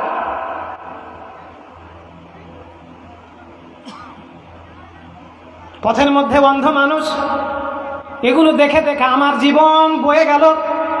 2-2.5 বছর থেকে যে ক্যান্সারে রয়েছে, কত অসহায় মানুষ দেখলাম, ছোট্ট একটা লাঠি নিয়ে, কোথায় বাড়ি, 2টা চোখ অন্ধ, এমনি করে করে লাঠির ইশারা করতে করতে চলে আসছে মসজিদের দিকে। অজুখানায় যাবে, অজুখানা দেখতে পারে না।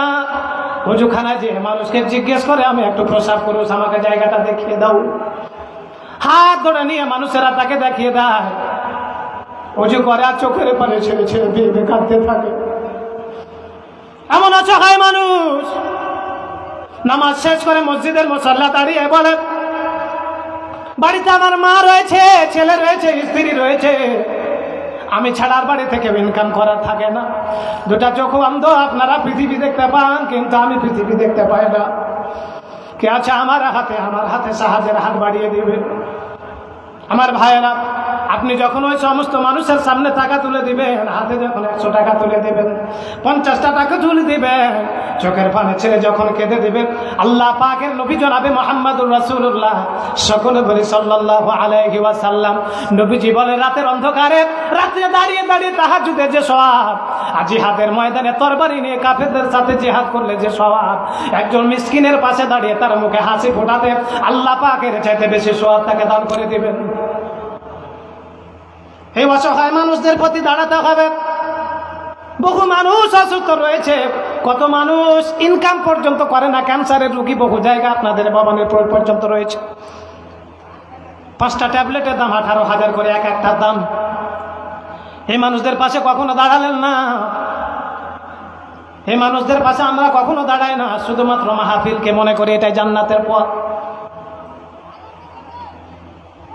নিজে রমজানের ঈদে ভাগা নেন গরুতে, কিন্তু এমন অসহায় পরিবার রয়েছে পোলট্রিটা পর্যন্ত কিনে খেতে পারে না। এমন মানুষদের প্রতি আমাদের নজর নাই। এই মানুষদের প্রতি আমাদেরকে নজর দিতে হবে, মানুষদের প্রতি ভাবলে করে নজর দিতে হবে। বিশ্বনবী জনাবে মুহাম্মদুর রাসূলুল্লাহ সকলে বলে সাল্লাল্লাহু আলাইহি ওয়াসাল্লাম, নবীজির স্ত্রী আয়েশা রাদিয়াল্লাহু তাআলা আনহা বলেন, আমরা একদিন নিজ নিজ ঘরে ছিলাম, আল্লাহ পাকের নবী আমাদের দরবারে আসলেন। আসার পরে আমরা নবীজিকে জিজ্ঞেস করলাম, ইয়া রাসূলুল্লাহ, আপনি যখন মারা যাবেন, আমরা যে স্ত্রী 11 জন বিবি রয়েছে, এই 11 জন বিবি থেকে আপনি যখন মারা যাবেন, আপনার মারা যাওয়ার পরে আপনার সাথে আমাদের কার সাক্ষাৎ প্রথমে হতে পারে? আপনি মারা যাবেন, আপনার মারা যাওয়ার পরে কার সাথে আপনার প্রথম মিলিত হবেন? মানে আমাদের স্ত্রীর ভিতর থেকে কে আপনার সাথে মিলিত হয়ে প্রথম মারা যাবে? আল্লাহ পাকের নবী বলেন, ও আয়েশা শোনো, তোমাদের ভিতর থেকে যার হাত লম্বা আছে কিন্তু আমার সাথে আমার পরে মারা যাবে এবং আমার সাথে মোলাকাত হয়ে যাবে। তার হাদিস শরীফের ভিতরে এসেছে, নবীজির 11 জন বিবি, সমস্ত বিবিরা নিজে নিজে খড়ে নিয়ে নিজের হাত মাপতে লাগলেন, কার হাত লম্বা। আয়েশা বলেন, আমি হাত মাপতে লাগলাম। নবীজির স্ত্রী হাফসা পর্যন্ত হাত মাপতে লাগলেন, জাইনাব পর্যন্ত হাত মাপতে লাগলেন। আয়েশা বলেন, আমরা কিছুক্ষণ পরে বুঝতে পারলাম আল্লাহ পাকের নবী এই লম্বা হাত বুঝাননি, লম্বা হাত দ্বারা বুঝিয়েছেন দানের হাতটা যার লম্বা সে আমার সাথে মিলিত হয়ে যাবে। নবীজির মারা যাওয়ার পরে আমি আয়েশা বললাম না, কেউ বলল না। নবীজির একজন স্ত্রী জাইনাব সাউদা রাদিয়াল্লাহু তাআলা আনহা মারা গেলেন। আয়েশা রাদিয়াল্লাহু তাআলা আনহা বলেন, আমাদের 11 জন বিবি থেকে এই জাইনাব, এই সাউদা রাদিয়াল্লাহু তাআলা আনহা সবচেয়ে দানশীল ছিলেন। এ এতটা মিসকিনদেরকে দান করতেন যে তাকে মিসকিনদের মা পর্যন্ত বলা হয়েছিল। তাহলে মিসকিনের হাতে খাবার তুলে দেওয়া, মিসকিনের পোশাক করে যদি দিয়ে দেন তাহলে ভালো মৃত্যু আশা করা যায় না? যায় না বলেন? নবীজির মারা যাওয়ার পরে তাহলে এই মিসকিন এই মহিলা পর্যন্ত জান্নাতে গেলেন। আমার ভাইয়েরা, এই মিসকিনদের প্রতি কতটা গুরুত্ব বিশ্বনবী জনাবে মুহাম্মদুর রাসূলুল্লাহ সকলে বলি সাল্লাল্লাহু আলাইহি ওয়াসাল্লাম।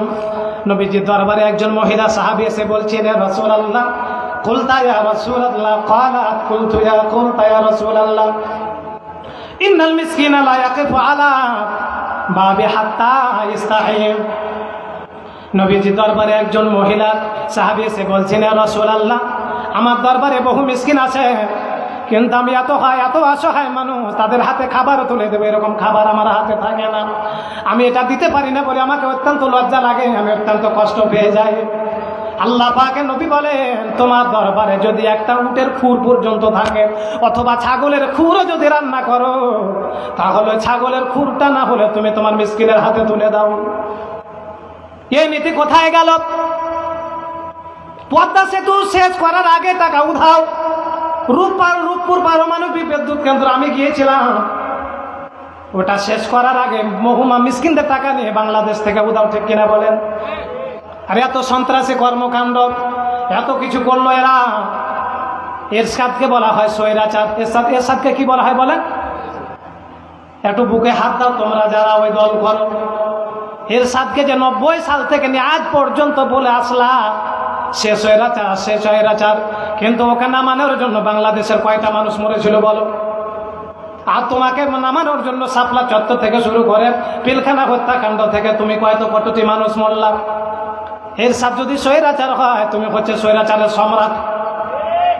আমার ভাবে শুধু তাই নাই, এই যে ভাষা আন্দোলন 1952 সালে হয়েছিল, বাংলা ভাষাকে বাদ দিয়ে পাকিস্তানের উর্দু ভাষাকে যখন রাষ্ট্রীয় ভাষা ঘোষণা করা হলো, পাকিস্তানিদের বিরুদ্ধে তখন বাংলাদেশের ছাত্ররা ঝাঁপিয়ে পড়ল। ওই ঝাঁপিয়ে পড়াতে রফিক সালাম বরকত জাব্বারি কয়েকজন মারা গিয়েছিল, ঠিক কিনা বলেন? এই রফিক সালাম বরকত ছাড়া আর কে মারা গিয়েছে দেখাও। ওরা ভাষা আন্দোলনের জন্য পাকিস্তানের মানুষের বিরুদ্ধে আন্দোলন করে 5 জন মারা যায়। আর বাংলাদেশের ছেলেরা তোমার বিরুদ্ধে আন্দোলন করতে গিয়ে কতগুলো 60 মারা গেল বলো? এতে বোঝা যায় পাকিস্তানের মন যতটা ভালো তোমাদের মন চাই তাতে আরো নিকৃষ্ট, ঠিক কিনা বলেন? আমার ভাইয়েরা, বহু জায়গায় মানুষের উপরে অত্যাচার, বহু জায়গায় মানুষের উপরে অনাচার।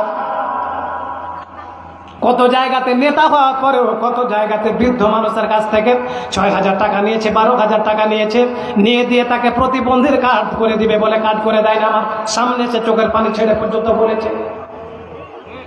এরা মনে করেছিল কোনোদিন নামবে না, আমাদেরকে কেউ ঠেকাতে পারবে না, বাংলাদেশের সমস্ত মানুষ মিসকিন হয়ে যায়, আমরা 2তলা 3তলাতে থাকবো, ঠিক কিনা বলেন? আমার ভাইয়েরা, এই মিসকিনদের প্রতি মানুষের একটা সাহায্য সহযোগিতা থাকতে হবে। বিশ্বনবী জনাবে মুহাম্মদুর রাসূলুল্লাহ, সকলে বলি সাল্লাল্লাহু আলাইহি ওয়াসাল্লাম, নবী সাহাবা একরামকে নিয়ে বসে আছেন। আল্লাহ পাকের নবী সাহাবা একরামকে প্রশ্ন করলেন, আইয়ুল ইসলামে খায়র, ইসলামের সবচাইতে ভালো কাজ কোনটি তোমরা বলতে পারো নাকি? সাহাবীগণ বললেন, ইয়া রাসূলুল্লাহ, আল্লাহু ওয়া রাসূলুহু আলাম, আমরা কিছুই জানি না, সব জ্ঞান আল্লাহ এবং তার রাসূলকে আল্লাহ পাক দিয়েছেন, সব জ্ঞান আল্লাহ এবং তার রাসূলই ভালো জানেন, আমরা এই ব্যাপারে কেউ কিছু জানি না। নবীজি বললেন, আইয়ুল ইসলামে খায়র, ইসলামের সবচাইতে ভালো কাজ কোনটি? সাহাবা একরাম বলো।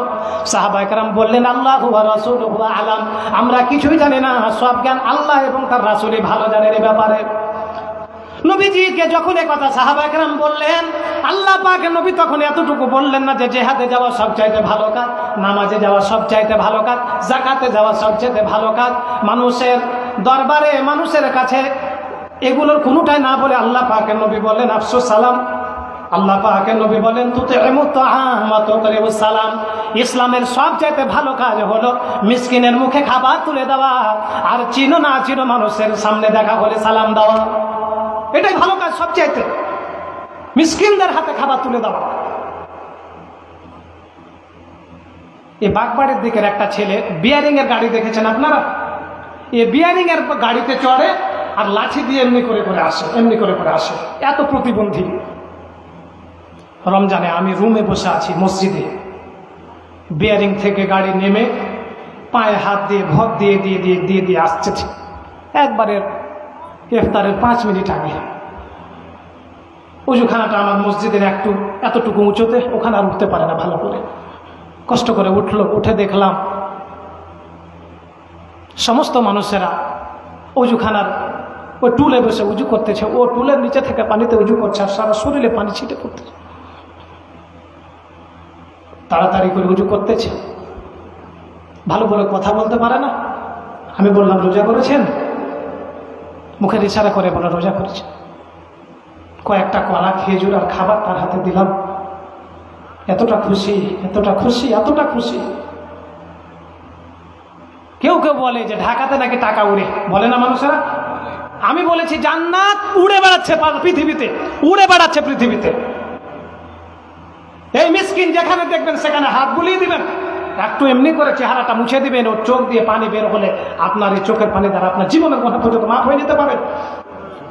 মিসকিনদের প্রতি, অসহায়দের প্রতি আল্লাহ পাকের নবী এতটা গুরুত্ব দিতেন। আমার ভাইরা, এবার আপনাদের সামনে শোনাব মক্কার নির্যাতন আল্লাহ পাকের নবী সহ্য করতে না পেরে আবু জেহেল উতবা সাহেবা বহু মানুষ নবীজিকে যখন কষ্ট দিলেন ইসলাম মানতে পারলেন না বলে আল্লাহ পাকের নবী আবু বকরকে সঙ্গে করে রাতের অন্ধকারে সাউর পর্বতে চলে গেলেন। ওখান থেকে যাবার পরে কয়েকটা পথ পাড়ি দিয়ে মদিনায় চলে গেলেন। আব্দুল্লাহ ইবনে সালামা রাদিয়াল্লাহু তাআলা আনহু এই হাদিসের রাবী, তিনি বলেন আমি নবীজি যখন আসলেন শুনলাম, আমি নবীজির দরবারে দৌড়ে দিয়ে আসতে থাকলাম। এসে নবীজির চেহারার দিকে যখন দেখলাম, নবীজির চেহারাটা দেখার সাথে সাথে আমার মনে হলো চেহারা কোনো মিথ্যাবাদী চেহারা হতে পারে না। যত মানুষ আমি দেখেছি সমস্ত মানুষের চাইতে মানুষটার চেহারার দিকে আলাদা একটা আলো রয়েছে। নবীর সাহাবী আব্দুল্লাহ ইবনে সালামা রাদিয়াল্লাহু তাআলা আনহু বলেন আমি নবীজির চেহারার দিকে দেখে বুঝতে পারলাম অবশ্যই তিনি আল্লাহর নবী, তিনি মিথ্যাবাদী হতে পারেন না। আমি নবীজির পাশে গেলাম। আল্লাহ পাকের নবী মদিনায় গিয়ে সর্বপ্রথম যে ভাষণটা দিয়েছিল সে ভাষণটা আব্দুল্লাহ ইবনে সালামা রাদিয়াল্লাহু তাআলা আনহু হাদিসে তুলে ধরেছেন। সর্বপ্রথম যে ভাষণ আল্লাহ পাকের নবী মদিনায় গিয়ে সর্বপ্রথম আল্লাহ পাকের নবী যে ভাষণ দিলেন, আব্দুল্লাহ ইবনে সালামা বলেন নবীজি সর্বপ্রথম যে ভাষণটা দিলেন সে ভাষণটা হলো ইয়া আইয়ুহান নাস আফসুস সালাম ওয়া আতিমুত তাআম ওয়াসিলুল আরহাম ওয়া সাল্লু বিল্লাইলি ওয়ান নাসু নিয়াম তাদখুলুল জান্নাতা বিসালাম। আল্লাহ পাকের নবী কাউকে ইসলামে দাওয়াতও দিলেন না, কাউকে বললেন আমার জায়গা করে দাও, আমার জায়গা করে দাও, আমি অসহায় আমাকে বসতে দাও, আমার একটা ঘর করে, কোনোটাই বললেন না। আল্লাহ পাকের নবী মদিনায় যে সর্বপ্রথম খুতবা দিলেন, আল্লাহ পাকের নবী বলেন ও মানুষেরা তোমরা যদি জান্নাতে যেতে চাও, শান্তির সাথে জান্নাতে যেতে চাও, শান্তির সাথে যাতে জান্নাতে প্রবেশ করতে চাও, তাহলে তোমাদের এক নম্বরের কাজ হলো আফসুস সালাম, মানুষের ভিতরে সালামের প্রচলন ঘটিয়ে দাও। যেখানে দেখবা পরিচিত হোক অপরিচিত হোক, ছোট হোক বড় হোক, সালামের প্রচলন ঘটাও। আল্লাহ পাকের নবীর সাহাবী আব্দুল্লাহ ইবনে সালামা বলেন এই খুতবা বিশ্বনবী দিলেন। 2 নাম্বার আল্লাহ পাকের নবী বলেন ওয়া আতিমুত তাআম, আল্লাহ পাকের নবী বলেন যদি শান্তির সাথে জান্নাতে যেতে চাও তাহলে 2 নাম্বারের কাজ হলো অসহায় নিঃস্ব মানুষের মুখে খাবারকে তুলে দাও। ওয়াসিলুল আরহাম, মায়ের আত্মীয় মামার সাথে সম্পর্ক জোড়া লাগাও। তোমার মামা তোমার সাথে কথা না বলে সালাম দাও, হাত ধরো। তোমার চাচার সাথে সম্পর্ক জোড়া লাগাও, তোমার ভাইয়ের সাথে সম্পর্ককে জোড়া লাগাও। যদি রক্তের সম্পর্ক ছিন্ন করে দাও জান্নাতে যাওয়া সম্ভব নয়। আল্লাহ পাকের নবী বলেন এই 3টা কাজ যদি করো তাহলে শান্তির সাথে জান্নাতে প্রবেশ করতে পারবে। 4 নম্বরে নবী বলেন ওয়াসাওয়ান্না সুনিয়াম তাদখুলুল জান্নাতা বিসালাম, মানুষ যখন রাতের অন্ধকারে ঘুমিয়ে যায় তুমি তখন রাতের অন্ধকারে রাত 2টা 3টায় উঠে আল্লাহর দরবারে তাহাজ্জুদে নামাজে দাঁড়িয়ে যাও। 1 নম্বরে হলো সালামের প্রচলন ঘটাও, 2 নম্বরে হলো মিসকিনের মুখে খাবার তুলে দাও। এই কাজগুলো যখন করবেন আল্লাহ পাক নবী বলেন তাদখুলুল জান্নাতা বিসালাম, শান্তির সাথে জান্নাতের ভিতরে প্রবেশ করে দাও। মিসকিন অসহায় বহু জায়গায় আছে। তেলকুবির একটা লোক 2টাই হাত নাই, কি নাই বলেন ভাই, চিন্তা পাচ্ছে 2টাই হাত নাই, ভিক্ষা করে না, এই পর্যন্ত হাত নাই তার। লুঙ্গি মনে হচ্ছে স্ত্রীর কাছ থেকে পরে নিয়ে আসে, গামছা বেঁধে দেয়। একদিন মুখে এমনি করে হাত দিয়ে বলছি ভাই খান কিভাবে, হোটেলে তো খান, কিভাবে খান?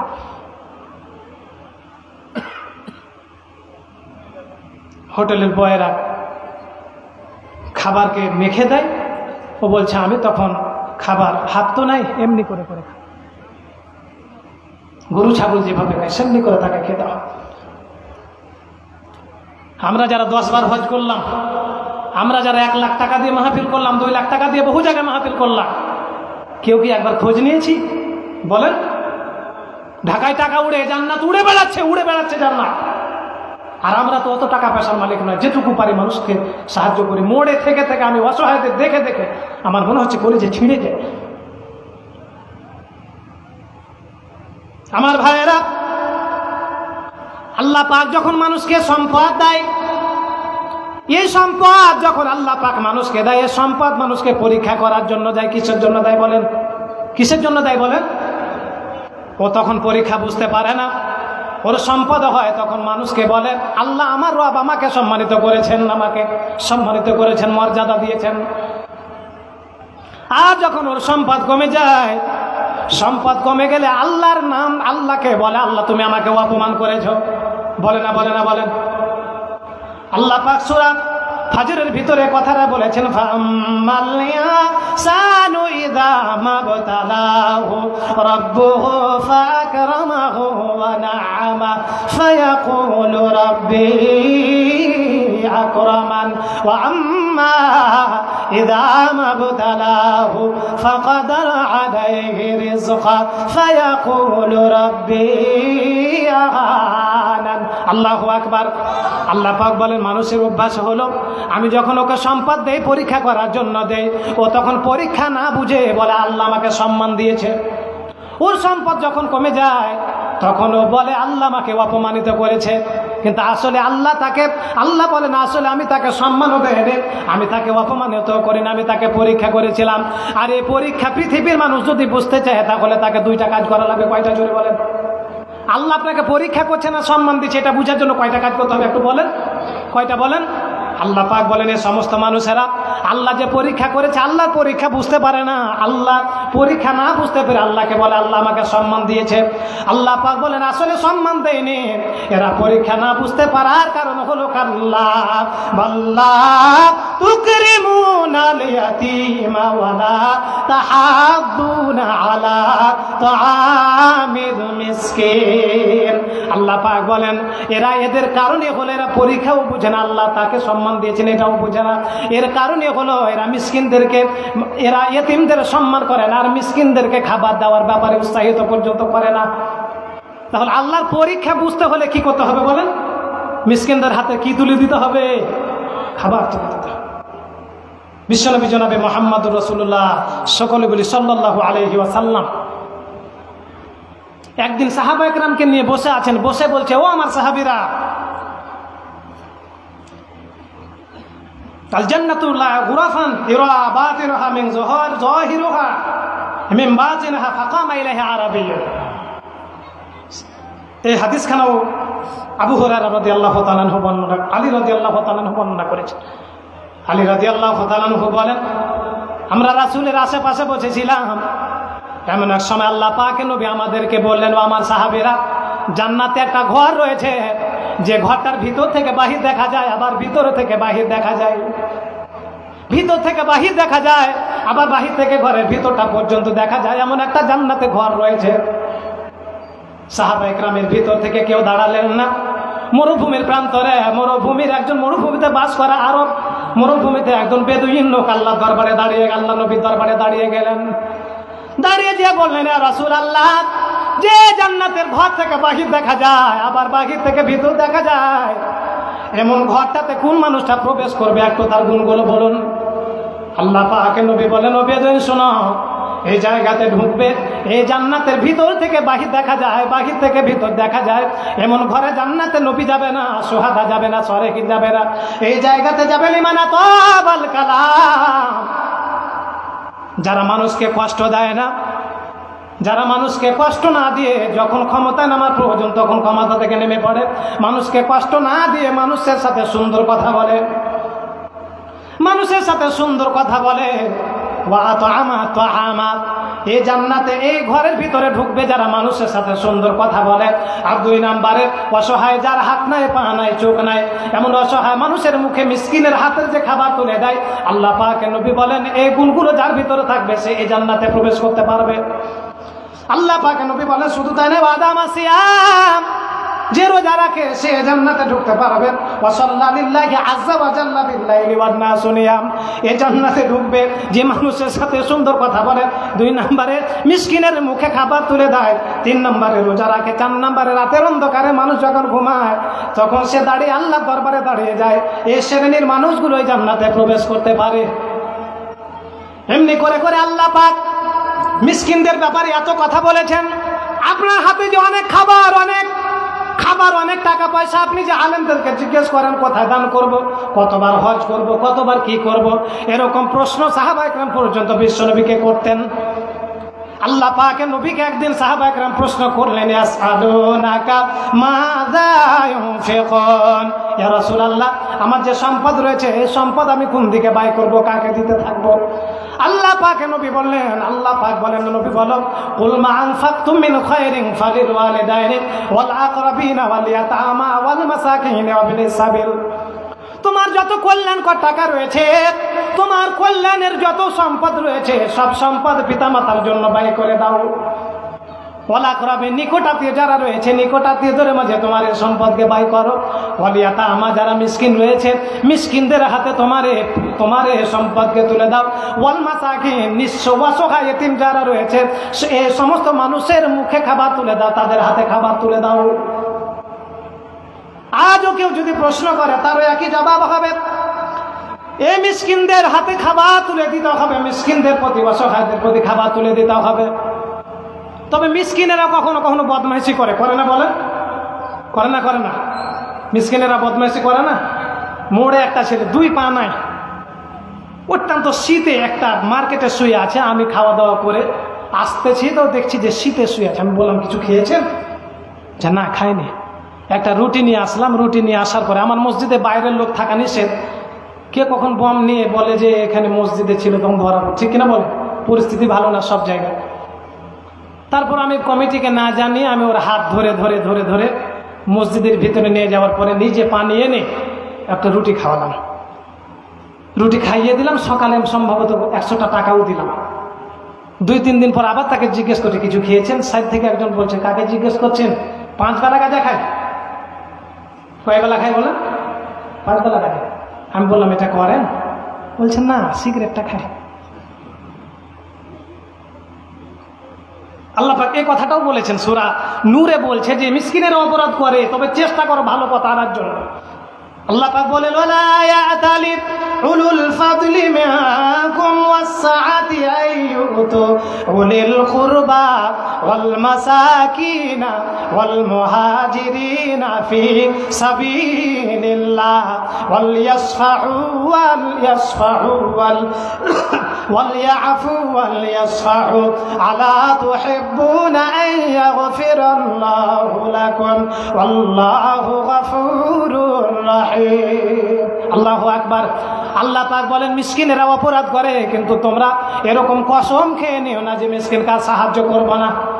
এরকম কসম খেয়ে নিও না, তাকে ভালো পথে আনার জন্য চেষ্টা করতে থাকো। আল্লাহ পাকের নবীর সাহাবী, আল্লাহ পাকের নবী একদিন সাহাবায়ে কেরামকে নিয়ে বসে আছেন আর বললেন, ও আমার সাহাবীরা, তোমাদের আগের যুগে একটা লোক অনেক সম্পদশালী ছিল। লোকটা দান করবে কোথায়? লোকটা দান হাতে নিলেন, একবার তার অর্থ হাতে নিলেন।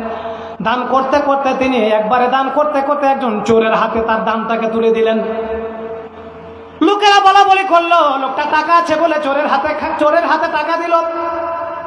লোকটা বলল, আল্লাহুম্মা লাকাল হামদু, আল্লাহ আমরা প্রশংসা করতেছি যাতে করে আমি একজন চোরের হাতে আমার এই অর্থকে তুলে দিতে পেরেছি। আর একদিন লোকটা আবার সম্পদ নিয়ে, যে মহিলা দেহ ব্যবসা করে, জিনা করে, এমন দেহ ব্যবসার মহিলার হাতে টাকাটা তুলে দিলেন। লোকেরা বলা বলি করলো, এই মানুষটা দান করবে কোথায় তাও জানে না, একজন ব্যভিচারিণীর হাতে খাবার, ব্যভিচারিণীর হাতে তার অর্থকে তুলে দিল। লোকটা আবার বললেন, আল্লাহ আল্লাহুম্মা লাকাল হামদু, আল্লাহ আমি একজন ব্যভিচারিণীর হাতে আমার টাকা তুলে দিতে পেরেছি, তোমার প্রশংসা আমি করতেছি। আবার লোকটা এবার অর্থ নিয়ে দান করতে করতে এবার তার অর্থকে এবার একজন ধনী মানুষের হাতে তুলে দিলেন আর বললেন, তোমার জন্য এটা থাকলো। লোকেরা বলা বলি করতে থাকলো, মেসকাতের হাদিস। লোকেরা বলল, মানুষ দান করতে করতে এমন পর্যায়ে গিয়েছে যে ধনী মানুষকে দান করতেছে। আল্লাহ পাকের নবী বলেন, ওই লোকটাকে স্বপ্নে আল্লাহ পাক দেখাচ্ছে, তোমার এই দানের দ্বারা, তোমার এই সাহায্যের দ্বারা তুমি যে চোরকে মিসকিন ভেবে দান করেছ, যাতে করে চুরি ছেড়ে দেয়, এই জন্য তুমি আশা নিয়ে তুমি মিসকিন হিসাবে তাকে দিয়েছ। তোমার এ দানের দ্বারা চোর ভালো হয়ে গিয়েছে। তোমার এ দানের টাকা পেয়ে মিসকিন অবস্থা নিজের শরীরের দেহ ব্যবসা করে নিজের পেট চালাতো, এই মহিলা তোমার দান পেয়ে তার দেহ ব্যবসাকে পর্যন্ত ছেড়ে দিয়েছে। যে ধনী দান করতো না, তোমার এ দানের শিক্ষা থেকে নিয়ে ওই ধনী পর্যন্ত মিসকিনের হাতে এখন আবার খাবার তুলে দিতেছে। মানুষেরা কুরবানি দিতে পারে না। ওই জামাতের লোকেরা বলে দিনমান ভালো খায়, বাড়ি ঢালাই দিলে ফের কুরবানি দেয় না, জামাতের গোশ পাবে তো, বলে কিনা বলেন? খোটা দেয়, ঠিক কিনা বলেন? আপনার এত দরকার কি? এত দেখার দরকারটা কি? ও দিতে পারেনি, আপনি মন হলে দেন, না হলে না দেন, বললেন কেন আপনি?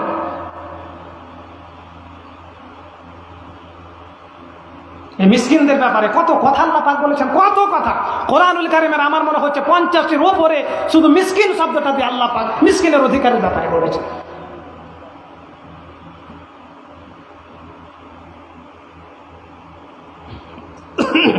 আমার ভাইয়েরা, এই পৃথিবীতে যারা ভালো কাজ করে আখিরাতে যাবে, জান্নাতে এদেরকে আবরার বলা হবে, পুণ্যবান বলা হবে। আল্লাহ পাক এদেরকে কর্পূর মিশ্রিত জান্নাতে তাদেরকে আল্লাহ পাক মিষ্টি শরবত তাদেরকে পান করতে দিবেন।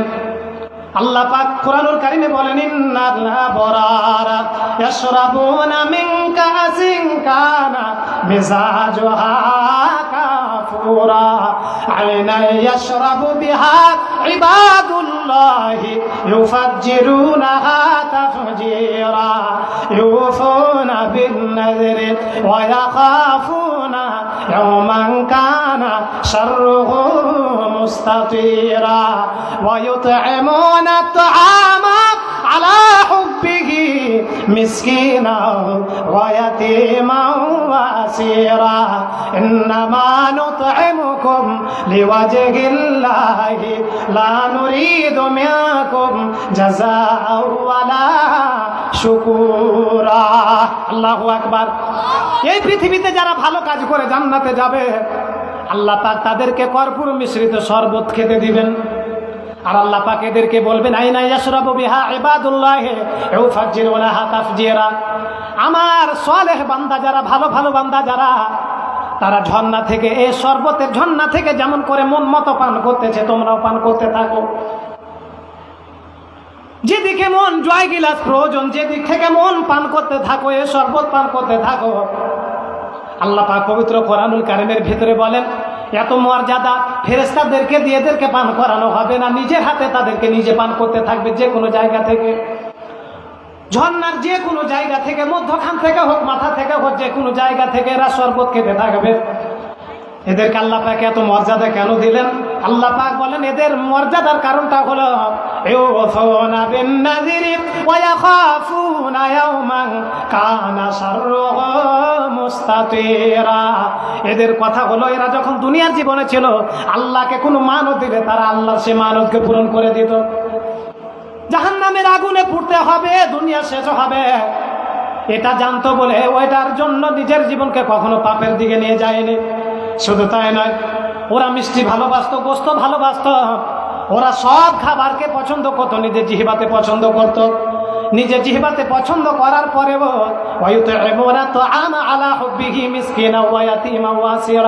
আল্লাহ পাক বলে, নিজেদের জিহ্বাতে নিজের খাবার পছন্দ করত, মিষ্টি পছন্দ করত, গোস্ত পছন্দ করত, নিজের জিহ্বাকে ত্যাগ করে দিয়ে মিসকিনের মুখে তারা নিজের জিহ্বাকে বিসর্জন দিয়ে মিসকিনের মুখে তারা তাদের গোস্ত, তাদের পোলাও তুলে দিত।